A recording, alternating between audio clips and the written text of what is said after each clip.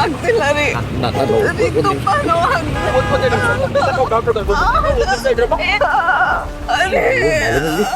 ಒಂದೇ ನಿಮಿಷ ಒಂದು ನಿಮಿಷ ಹಾಗೆ ಒಂದೇ ನಿಮಿಷ ಬಂದಮ್ಮ. ಡಾಕ್ಟರ್ ಬಂದಮ್ಮ ಡಾಕ್ಟರ್ ಡಾಕ್ಟರ್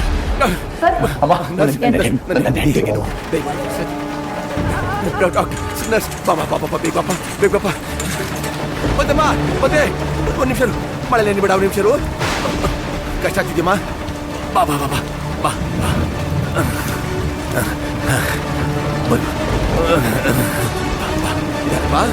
ಮಲ್ಕ ಏನಾಗಲ್ಲ ನಿನಗೆ, ಏನಾಗಲ್ಲಮ್ಮ.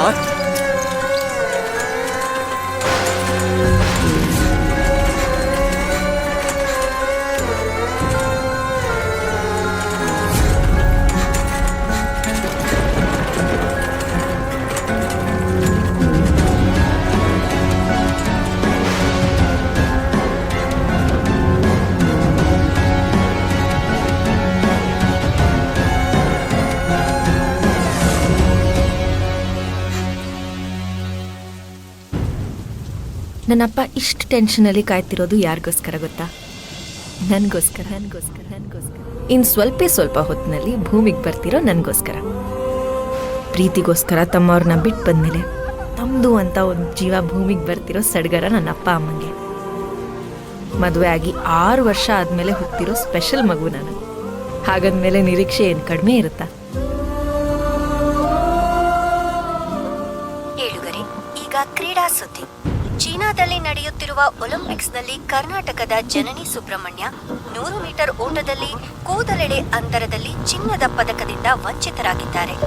ಈ ಮೂಲಕ ಬಹಳ ನಿರೀಕ್ಷಿತ ಚಿನ್ನದ ಪದಕ ಭಾರತದ ಕೈ ತಪ್ಪಿದೆ.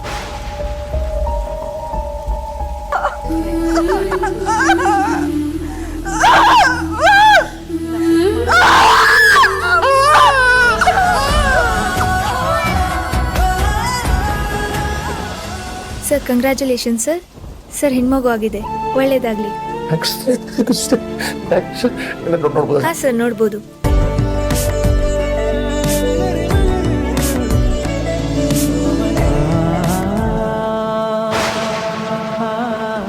ಮಗು ತುಂಬಾ ಚೆನ್ನಾಗಿದೆ, ಆರೋಗ್ಯ ಆಗಿದೆ.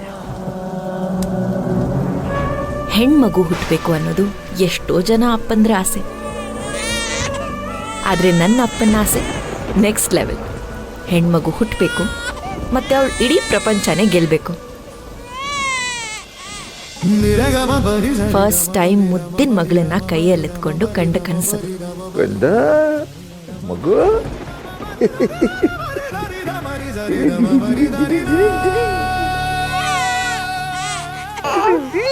ಅಮ್ಮ ಅಮ್ಮ ಅಮ್ಮ ಅಮ್ಮ ಮತ್ತು ಅಮ್ಮನ ಸ್ಪರ್ಶ ಅದು. ಅಳು ಬರ್ತ ನಿಮ್ಗೆ, ಅಳು ಬರ್ತೆ, ಅಳು ಅಳು ಅಳು ಅಳು ಅಳು ಬರ್ತೆ. ಅಪ್ಪ ಕಂದ, ಇದು ಅಪ್ಪನ ಮಗಳು ಇವಳು. ಒಲಿಂಪಿಕ್ಸ್ನಲ್ಲಿ ಕರ್ನಾಟಕದ ಜನನಿ ಸುಬ್ರಹ್ಮಣ್ಯ ಚಿನ್ನದ ಪದಕದಿಂದ ವಂಚಿತರಾಗಿದ್ದಾರೆ.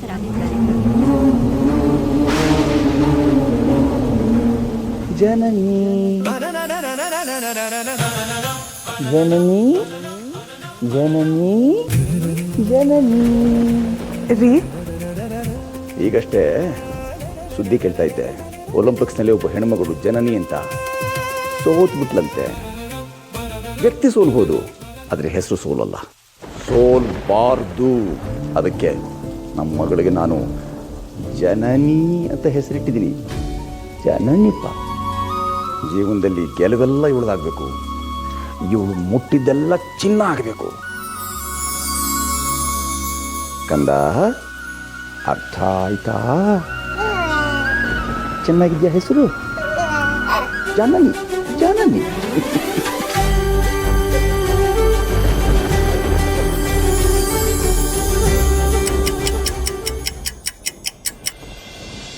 ಎಲ್ಲರೂ ಇದ್ಯಾಕೆ ಹೀಗೆ ರೆಡಿಯಾಗಿ ಕೂತಿದ್ದಾರೆ ಅಂತ ಆಶ್ಚರ್ಯ ಆಯ್ತಾ? ಇದೇನು IIM IIT ಲೆವೆಲ್ ಇಂಟರ್ವ್ಯೂ ಅಂದ್ಕೊಂಡ್ರಾ? ಅಲ್ಲ, ಸ್ಕೂಲ್ ಅಡ್ಮಿಷನ್ಗೆ ಇಂಟರ್ವ್ಯೂ. ಆದರೆ ನಮ್ಮ ಅಪ್ಪನ ಪ್ರಿಪರೇಷನ್ ಮಾತ್ರ IIM ಲೆವೆಲ್ಗೆ ಇತ್ತು. ಪುಟ್ಟ, ಏನ್ ನಿನ್ನ ಹೆಸರು? ಜನನಿ. Cute name. ಪೂರ್ತಿ ಹೆಸರು ಹೇಳಮ್ಮ. ಪರವಾಗಿಲ್ಲ ಸರ್, ಮಗು ಅಲ್ವಾ? ಇಲ್ಲ ಮೇಡಮ್, ಹೇಳ್ತಾಳೆ. ಹೇಳಮ್ಮ ಪೂರ್ತಿ ಹೆಸರು ಹೇಳು. ಜನನಿ ಶ್ಯಾಮ್ ಸುಂದರ್. Very good. ಪುಟ, ಇದೇನು ಹೇಳು ಪುಟ? ಕನ್ನಡದಲ್ಲಿ ಮಾವಿನ ಹಣ್ಣು, ಹಿಂದಿನಲ್ಲಿ ಆಮ್, ಇಂಗ್ಲಿಷ್ನಲ್ಲಿ mango, botanical name mangifera indica. Sir, ಇಷ್ಟು ಚಿಕ್ಕ ಏಜಿಗೆ ಇಷ್ಟೆಲ್ಲ? It's a competitive world you see madam. ಅವಳು ಬದುಕಿನಲ್ಲಿ ಸವಾಲಾಗಿದ್ರೆ ಆಗುತ್ತದೆ ಎಲ್ಲದಕ್ಕೂ ಅವಳು ಸಿದ್ಧಳಾಗಿರ್ಬೇಕಲ್ಲ. ಹಾಗಾಗಿ ಈಗಿಂದಲೇ ಅವಳನ್ನು ಸಿದ್ಧ ಮಾಡ್ತಾ ಇದ್ದೀನಿ. ಟೀಚರ್ ಶಾಕ್ಸ್, ಅಪ್ಪ ರಾಕ್ಸ್.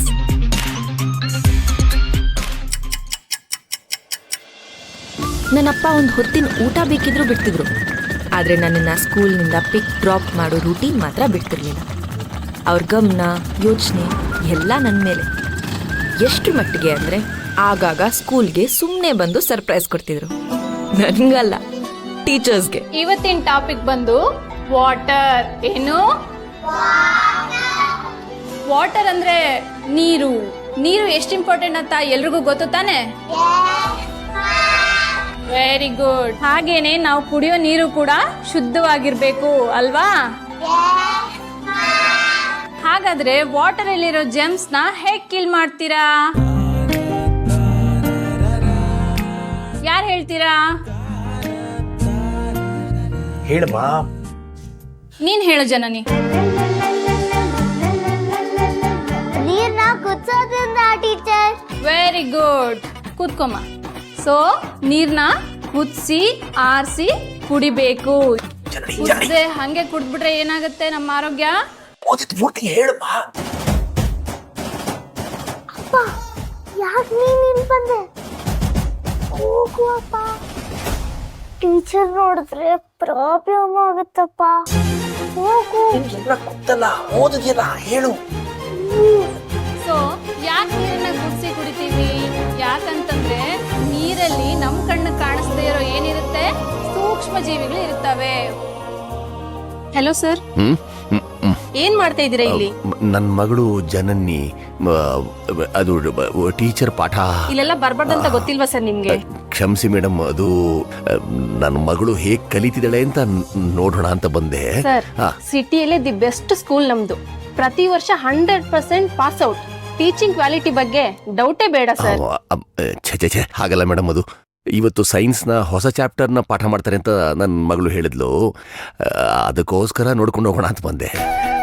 ಟೆನ್ಷನ್ ಮಾಡ್ಕೋಬೇಡಿ ಸರ್, ನಿಮ್ ಮಗಳು ತುಂಬಾ ಇಂಟೆಲಿಜೆಂಟ್, ಚೆನ್ನಾಗಿ ಓದ್ತಾಳೆ ಬಿಡಿ. ಹೌದು.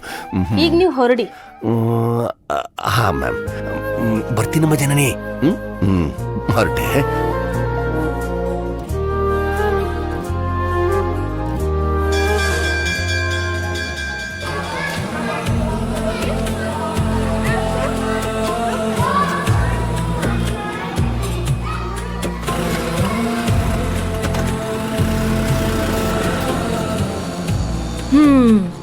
ಇವತ್ತಿಡೀ ದಿನ ಇದೇ ಟಾಪಿಕ್.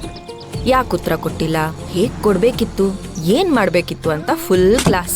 ಅಲ್ಲಮ್ಮ, ಪೂರ್ತಿ ಉತ್ತರ ಗೊತ್ತಿದ್ರು ಒಂದೇ ಸಾಲಲ್ಲಿ ಯಾಕೆ ಹೇಳಿದೆ? ಪೂರ್ತಿ ಉತ್ತರ ಗೊತ್ತಿದ್ರು ಹೇಳ್ಬೇಕು ತಾನೆ ನೀನು. ಅಲ್ಲ ಅಪ್ಪ, ಟೀಚರು ಎಷ್ಟು ಹೇಳ್ತಾರೆ ಅಷ್ಟೇ ತಾನೇ ಹೇಳ್ಬೇಕು. ಅಲ್ಲಮ್ಮ, ನೀನು ಪೂರ್ತಿ ಉತ್ತರ ಕೊಟ್ರೆ ನಿನಗೆ ಎಷ್ಟು ನಾಲೆಜ್ ಇದೆ ಅಂತ ಅವ್ರಿಗೆ ಗೊತ್ತಾಗುತ್ತಲ್ಲ. ಮಕ್ಕಳಿಗೆ ಇಷ್ಟು ನಾಲೆಜ್ ಇರ್ಬೇಕಾದಾಗ ನಾವ್ ಇನ್ನೂ ಚೆನ್ನಾಗಿ ಪ್ರಿಪೇರ್ ಆಗಿ ಬರ್ಬೇಕು ಅಂತ ಯೋಚನೆ ಮಾಡ್ತಾ ಇರ್ತಾನೆ. ನಿನಗೆ ಇನ್ನೂ ಚೆನ್ನಾಗಿ ಪಾಠ ಮಾಡ್ಬೋದು ತಾನೆ. ಹೋಗ್ಲಿ ಬಿಡಿ ಸರ್, ಚಿಕ್ಕ ಮಗು.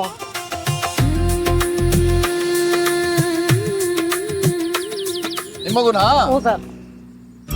ಏನಮ್ಮ, ಏನ್ ಓದ್ತಾ ಇದ್ಯಾ? 4ನೇ ಕ್ಲಾಸ್. ಚೆನ್ನಾಗಿ ಓದ್ತಾ ಇದ್ಯಾ? ಈ ಎಕ್ಸಾಮ್ ಅಲ್ಲಿ 95 ಬಂತು. ಮುಂದಿನ ಎಕ್ಸಾಮ್ ಅಲ್ಲಿ 100ಕ್ಕೆ 100 ತಗೋತೀನಿ.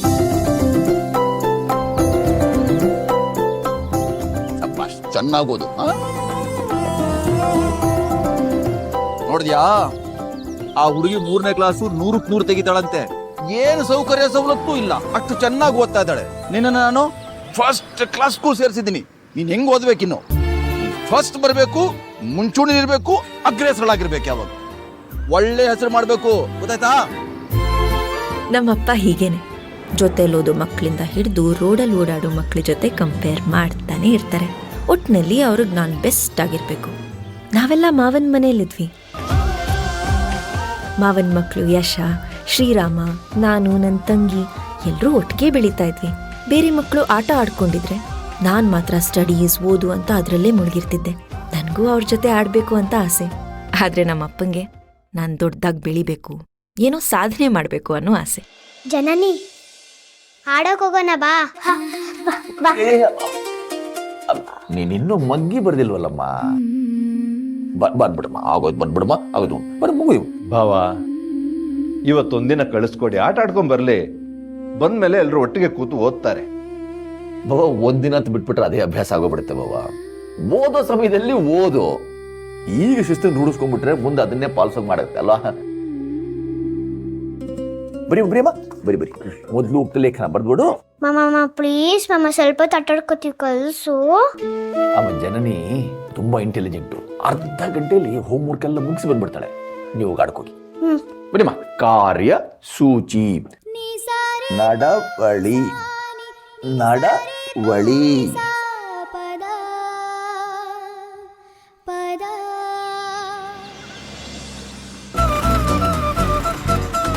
ಸ್ಕೂಲ್ ಕ್ಲಾಸ್, ಅಪ್ಪನ ಕ್ಲಾಸ್ ಅಷ್ಟೇ ಅಲ್ಲ, ಇನ್ನೂ ಏನೇನೋ ಕ್ಲಾಸ್ಗಳಿಗೆಲ್ಲ ನಾನು ಹೋಗಿದ್ದೀನಿ. ಮಜಾ ಅಂದರೆ ನಾನು ದೊಡ್ಡವಳಾದ ಹಾಗೆ ಕ್ಲಾಸ್ ಲಿಸ್ಟ್ ಕೂಡ ಉದ್ದ ಆಗ್ತಾ ಹೋಯ್ತು. ಡ್ಯಾನ್ಸ್, ಸಂಗೀತ, ಆರ್ಟ್, ಕ್ರಾಫ್ಟ್, ಅಬ್ಯಾಕಸ್ ಇರೋ ಬರೋ ಕ್ಲಾಸ್ಗೆಲ್ಲ ಅಪ್ಪ ಸೇರಿಸಿದ್ರು. ಆದರೆ ಇವುಗಳು ಎಷ್ಟು ಮುಖ್ಯ ಅನ್ನೋದು ನನಗಾಗ ಗೊತ್ತೇ ಇರಲಿಲ್ಲ.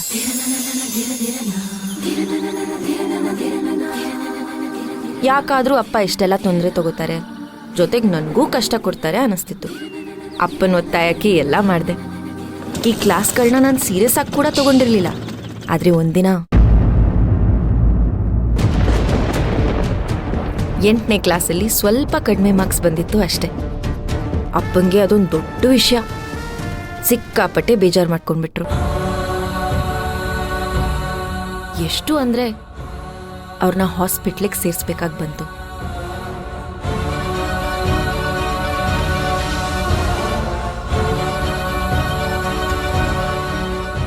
ಅಪ್ಪ ನನ್ನ ಸ್ಟಡೀಸ್ ಬಗ್ಗೆ ಇಷ್ಟು ತಲೆ ಕೆಡಿಸ್ಕೊಂಡಿದ್ದಾರೆ ಅಂತ ನನಗೆ ಅವಾಗಲೇ ಗೊತ್ತಾಗಿದ್ದು.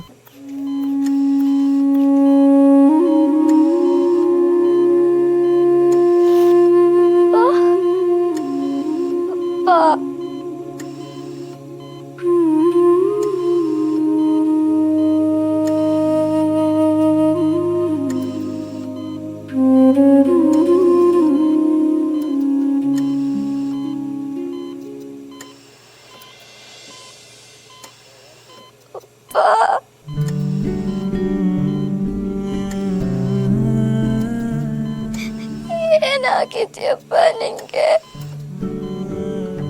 ಯಾಕಪ್ಪ ನಿಂಗಿದೆಲ್ಲ ಚುಚ್ಚಿದ್ದಾರೆ? ಅಪ್ಪ, ನನಗೆ ತುಂಬ ಭಯ ಆಗ್ತದೆ.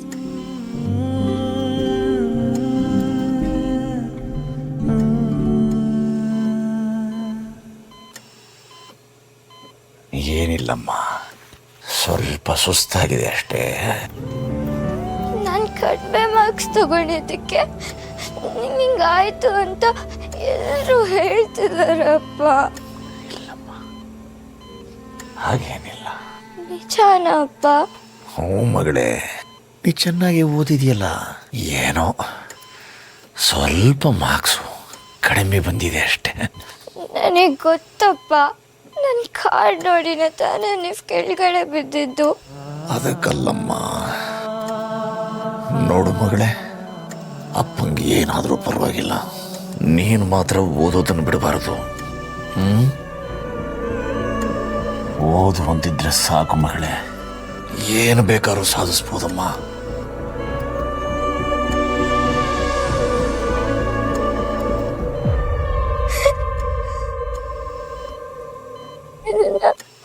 ನೋಡಕ್ಕಾಗ್ತಿಲ್ಲ ಅಪ್ಪ. ಬಾ ಮನೆಗೆ ಹೋಗೋಣ.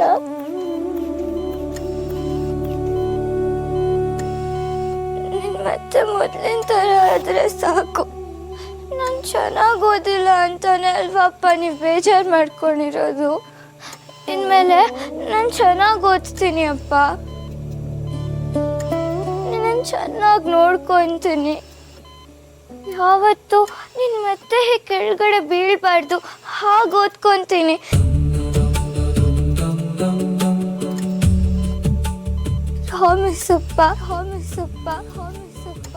ಅದೇ ಕೊನೆ. ಅದಾದ್ಮೇಲೆ ಯಾವತ್ತೂ ನನ್ನ ಅಪ್ಪಂಗೆ ನಿರಾಸೆ ಮಾಡಿಲ್ಲ, ಬೇಜಾರು ಮಾಡ್ಕೊಳ್ಳೋದಕ್ಕೆ ಅವಕಾಶನೇ ಕೊಟ್ಟಿಲ್ಲ. ಅವ್ರು ಹೇಳಿದ್ದನ್ನೆಲ್ಲ ಶ್ರದ್ಧೆಯಿಂದ ಮಾಡಿದೆ. ಏನು ಮೇಡಮ್ ಏರ್ಪೋರ್ಟಿಂದ ಹೊರಟ್ರಾ? 5 ಮಿನಿಟ್ಸ್ ಅಷ್ಟೇನಾ? ಓಕೆ. ಮೇಡಮ್ ವೆನ್ಯೂ ಕಡೆ ಹೊರಟಿದ್ದಾರೆ, ಎಲ್ಲ ರೆಡಿಯಾಗಿ.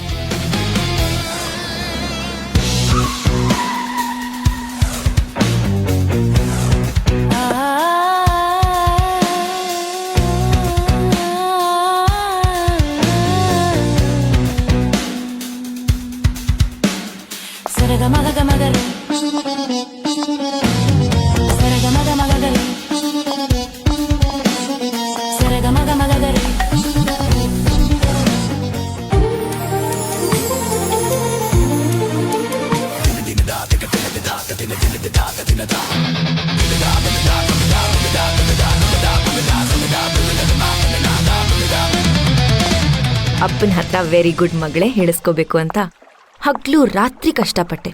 ಅಪ್ಪಂಗೆ ಒಬ್ಳು ಒಳ್ಳೆ ಮಗಳಾಗಬೇಕು ಅಷ್ಟೇ, ಅದೊಂದೇ ನನ್ನ ಮಂತ್ರ. Please welcome business woman of the year Janani Shyam Sundar. Thank you.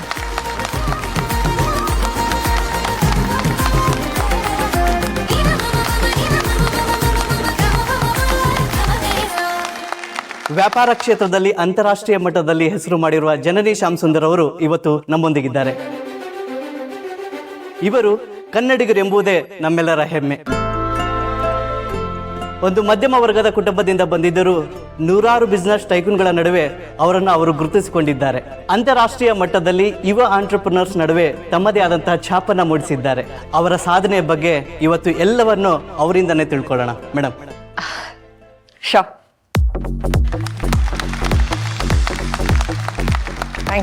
Thank you.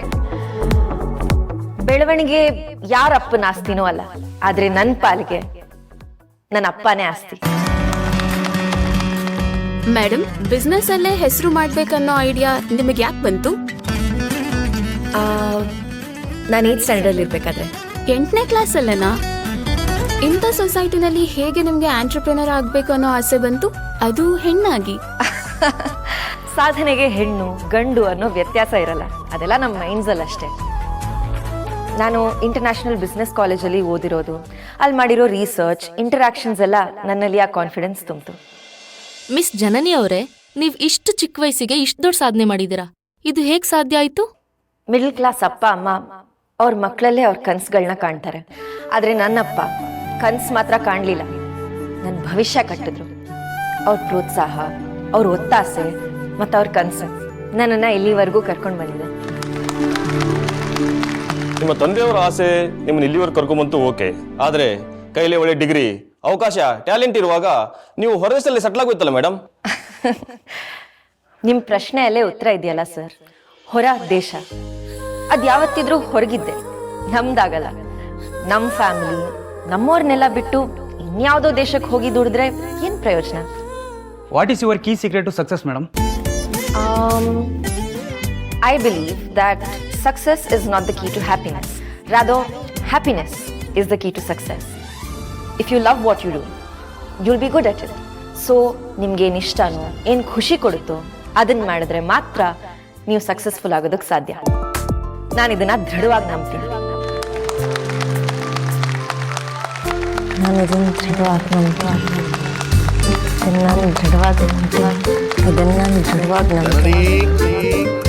ಜನನಿ ಎದ್ಯಮ್ಮ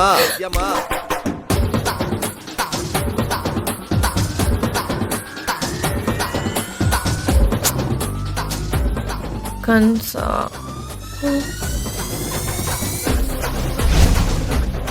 ಅಯ್ಯೋ 7:30 ಕಾಲೇಜಿಗೆ ಲೇಟ್ ಆಗುತ್ತೆ.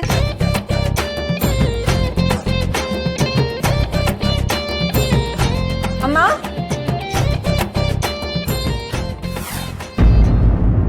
ಲಂಚ್ ಬಾಕ್ಸ್ ರೆಡಿನಾ? ರೆಡಿ ತಗೋ.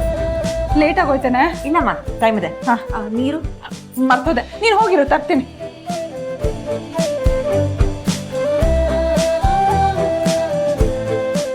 ಅಪ್ಪ ರೆಡಿ ಆಯ್ತಾ ಮಗಳೇ? ಹಾ. ನೋಡು Janani, this is your first day of the final year. ಇಷ್ಟು ವರ್ಷ ಏನು ಓದಿದೆಯಲ್ಲ ಅದೆಲ್ಲವನ್ನ ಈ ವರ್ಷ ಅನ್ವಯ ಮಾಡ್ತೀಯ ನೀನು. ನಿನ್ನ ವೃತ್ತಿ ಜೀವನದ ಬಹಳ ಪ್ರಮುಖವಾದ ವರ್ಷ ಅಮ್ಮ ಇದು. ಓದಿನ ಸಂಬಂಧ ಮನಸ್ಸು ಅತ್ತಿತ್ತ ಹರಿದಾಡೋದಕ್ಕೆ ಅನೇಕ ಕಾರಣಗಳಿರ್ಬೋದು, ಅನೇಕ ಪ್ರಸಂಗಗಳು ಬರಬಹುದು. ಅದು ಯಾವುದೇ ರೂಪದಲ್ಲಾದ್ರೂ ಇರಬಹುದು, ಯಾವುದೇ ದಿಕ್ಕಿನಾದ್ರೂ ಬರಬಹುದು. ನಾವು ಬಿರುಗಾಳಿಗೆ ಬಾಗಿ ಬಿದ್ದುಬಿಡ್ಬೋದಾದಂಥ ಬಾಳೆ ಮರ ಆಗಬೇಕಾ ಅಥವಾ ಬಿರುಗಾಳಿಗೆ ಎದುರು ನಿಂತ್ಕೊಳ್ಳುವಂಥ ಅರಳಿ ಮರ ಆಗಬೇಕಾ? ತೀರ್ಮಾನ ನಮ್ಮದೇ ಅಮ್ಮ.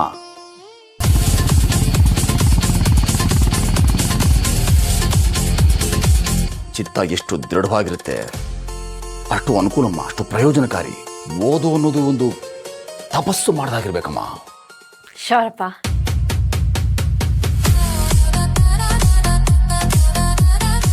ಯಾವುದೇ ಕಾರಣಕ್ಕೂ ನಿನ್ನ ಮನಸ್ಸು ಅತ್ತಿತ್ತ ಸುಳ್ಳಾಡಬಾರದು. ಸ್ಟಡೀಸ್ ಬಿಟ್ಟು ಬೇರೆ ಕಡೆ ಸುಳಿಲೇಬಾರದು. ನೋಡು ಮಗಳೇ, ಕಾಲೇಜಿನ ಪ್ರಾಂಗಣದವರೆಗೆ ಈ ಅಪ್ಪ ಬರ್ಬೋದು, ಆದರೆ ಕಾಲೇಜಿನ ಒಳಗೆ ಏನು ನಡೆಯುತ್ತೋ ಆಗು ಹೋಗುಗಳಿಗೆಲ್ಲ ನೀನೇ ಜವಾಬ್ದಾರಳು. ಸರಿಯಪ್ಪ. ಅಲ್ಲ ರೀ, ಕಾಲೇಜು ಮನೆ ಅಂತಿರೋ ನಮ್ಮ ಮಗಳಿಗೆ ಏನು ಸಮಸ್ಯೆ ಬರೋದಕ್ಕೆ ಸಾಧ್ಯ? ಅದು 2 ವರ್ಷ ಇಲ್ಲದೆ ಇರೋದು. ತೊಂದರೆ ಏನು ಹೇಳಿ ಕೇಳಿ ಬರುತ್ವಾ?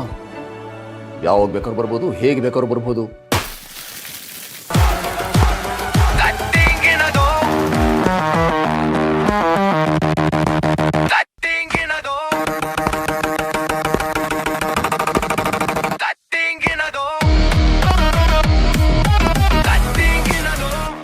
ಕೊನೆ ವರ್ಷ ಇದನ್ನೇನಾದ್ರು ಸರಿಯಾಗಿ ಓದ್ದೆ ಹಾಳು ಮಾಡ್ಕೊಂಡ್ಬಿಡ್ತು ಅಂದರೆ ಓದಿದ 2 ವರ್ಷ ವೇಸ್ಟ್ ಆಗಿಬಿಡುತ್ತೆ.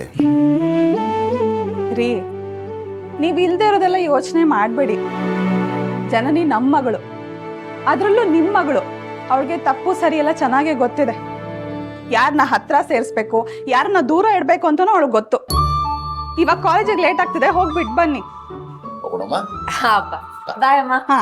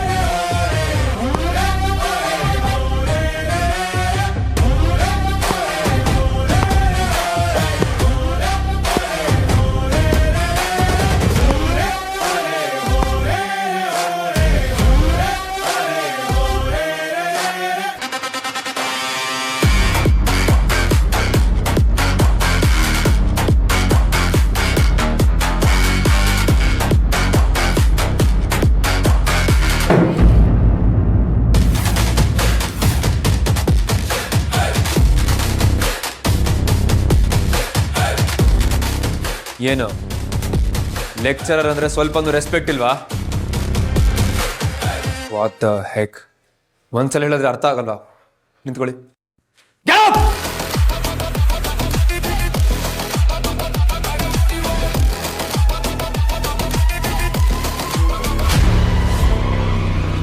ವಾಟ್? ಅಲ್ಲ ಸರ್, ನಿಮ್ಮನ್ನ ನೋಡಿದ್ರೆ ಪ್ರೊಫೆಸರ್ ಅನ್ಸೋದೇ ಇಲ್ವಲ್ಲ?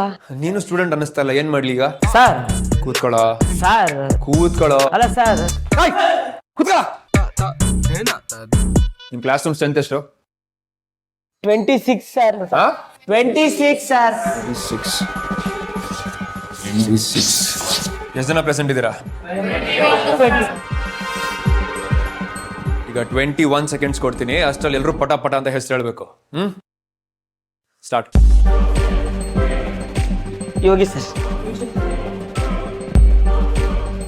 ಫಾತಿಮಾ ಸರ್. ಜನನಿ ಶ್ಯಾಮ್ ಸುಂದರ್. ಏನ? ಜನನಿ ಶ್ಯಾಮ್ ಸುಂದರ್. ಕೇಳಿಸ್ಲಿಲ್ಲ.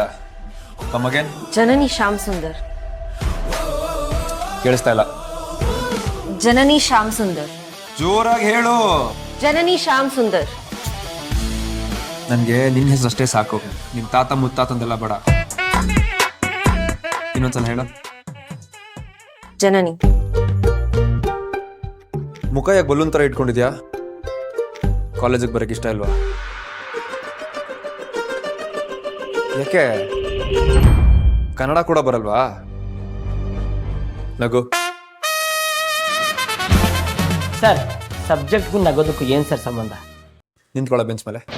ಸ್ಟ್ಯಾಂಡ್ ಅಪ್ ಹೋಗೋ ಬೆಂಚ್ ಅಂದೆ. ನೀನೇನು ಪಿಯಾರೋ ಅವಳಿಗೆ ಮಾತಾಡಕ್ ಬರಲ್ವಾ?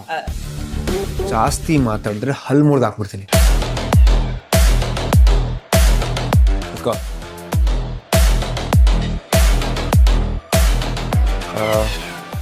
ಏನು ಹೇಳ್ತದಲ್ಲ? ಹಾ, ನಗು. ಕಮಾನ್, ಸ್ಮೈಲ್. ನಗಮ್ಮ, ಸ್ವಲ್ಪ ನಗು. ಏನ್ ನಕ್ಕಿದ್ರೆ ಮುತ್ತುದ್ರೋಗುತ್ತಾ? ನಗು ಅಂತೆ ತಾನೆ.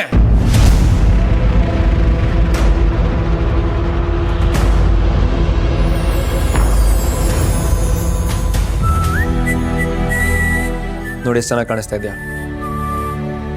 ನೀನ್ ನಕ್ಕಿದ್ರೆ ರಚಿತಾರಾಮ್ ತರ ಕಾಣ್ತೀಯ. I like you smile. So ಈ ಕ್ಲಾಸ್ ಮುಗಿಯೋವರೆಗೂ ಹೀಗೆ ನಗ್ತಾ ಇರ್ಬೇಕು. ಅರ್ಥ ಆಯ್ತಾ? ಸರಿ ಸರ್. ಸರಿ, ಈಗ ಮೇನ್ ಸಬ್ಜೆಕ್ಟಿಗೆ ಬರೋಣ. ನಿಮ್ ಕ್ಲಾಸ್ನಲ್ಲಿ ಎಷ್ಟು ಜನ ಹುಡುಗಿರಿದ್ದೀರಾ? Sir, we don't understand sir. ನಿಮ್ ಕ್ಲಾಸಲ್ಲಿ ಯಾರಿಗೂ ತಲೆ ಇಲ್ವಾ? ಒಂದು ಪ್ರಶ್ನೆ ಎಷ್ಟು ಸಲ ಕೇಳಬೇಕು? ಈ ಕ್ಲಾಸಲ್ಲಿ ಎಷ್ಟು ಜನ ಹುಡುಗಿರಿದ್ದೀರಾ? Sir, 11 sir. Good, sit down. ಈ 11 ಜನ ಹುಡುಗಿರಲ್ಲಿ ಎಷ್ಟು ಜನ ಸಿಂಗಲ್ ಇದ್ದೀರಾ? ಐ ಮೀನ್, ನೀವು ಎಷ್ಟು ಜನ ಕಮಿಟ್ ಆಗಿದ್ದೀರಾ ಅಂತ.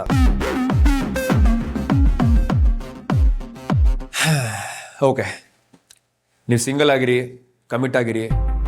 But I want to make one thing clear. ನಾನು ಹೇಳೋದಿಷ್ಟೇ, ನೀವು ಯಾರು ನನ್ನ ಲವ್ ಮಾಡಬಾರ್ದು. ಸ್ಟೈಲು, ಸ್ಮೈಲು ಎಲ್ಲ ನೋಡಿ ಲವ್ ಆಗುತ್ತೆ, ಬಟ್ ಲವ್ ಆಗಬಾರ್ದು. ಹುಡುಗ ನೋಡೋದು ಚೆನ್ನಾಗಿದ್ದಾನೆ, ಒಳ್ಳೆ ಜಾಬ್ ಇದೆ ಅಂತ ಹಿಂದೆ ಬಿದ್ದು ಐ ಲವ್ ಯು ಅದು ಇದು. ನನಗೆ ಈ ಲವ್ಗೆ ಇವೆಲ್ಲ ಸೆಟ್ ಆಗಲ್ಲ. But we can be friends. Is that clear? Specially you. ನೀನು ಸ್ಮೈಲ್ ಮಾಡಿದ ತಕ್ಷಣ ನಾನಿನ್ನ ಲವ್ ಮಾಡಲ್ಲ. ಅರ್ಥ ಆಯ್ತಾ? ಸರ್, ನಮ್ಮ ಕ್ಲಾಸ್ ಹುಡುಗಿರ ಬಗ್ಗೆ ನಿಮಗೆ ಗೊತ್ತಿಲ್ಲ ಸರ್. ನನ್ನಂತ ಸ್ಮಾರ್ಟ್ ಹುಡುಗಂಗೆ 2 ವರ್ಷದಿಂದ ಯಾರೂ ಬಿದ್ದಿಲ್ಲ. ಇನ್ನು ನಿಮಗೆಲ್ಲ ತುಂಬಾ ಕಷ್ಟ ಸರ್. ಮಚ್ಚ, ಏನ್ ಹೇಳ್ದೆ? ಇನ್ನೊಂದ್ಸಲ ಹೇಳು. What kind of language is this bro? Sir, ಯಾಕೋ ಬೇರೆ ಲ್ಯಾಂಗ್ವೇಜ್ ಅಲ್ಲಿ ಹೇಳ್ಬೇಕಂದ್ರೆ ನಿಂಗೆ? ಅಲ್ಲ ಬ್ರೋ, ಅಲ್ಲ ಸರ್. ಯಾರ ಹತ್ರ ಮಾತಾಡ್ತಿದ್ದ ಗೊತ್ತಾಗ್ತಾ ಇಲ್ವಾ ನಿಂಗೆ? ಸರ್, ಬ್ರೋ ಹೇಳು. ಸರ್, ಬ್ರೋ, ಯಾವ ಲ್ಯಾಂಗ್ವೇಜ್ ಅಲ್ಲಿ ಹೇಳ್ಬೇಕು ಹೇಳು. ಏನ್ ನಿನ್ನ ಹೆಸರು? ಯೋಗಿ ಸರ್. ನನಗೆ TC ಕೊಡು. ಏನ್ ಮಾತಾಡ್ತಿದ್ದೆ? ಬಂದಂಗಿಂದ ನೋಡ್ತಾನೆ ಇದ್ದೀನಿ. ಕೂತ್ಕೋ ಕೆಳಗಡೆ.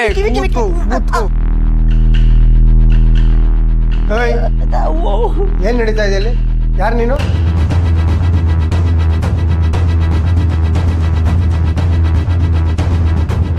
ಹಾಯ್ ಸರ್, ಗೌತಮ್ ಅಂತ, ಹಾಸನಿಂದ ಟ್ರಾನ್ಸ್ಫರ್ ಆಗಿ ಬಂದಿರೋ ಸ್ಟೂಡೆಂಟ್.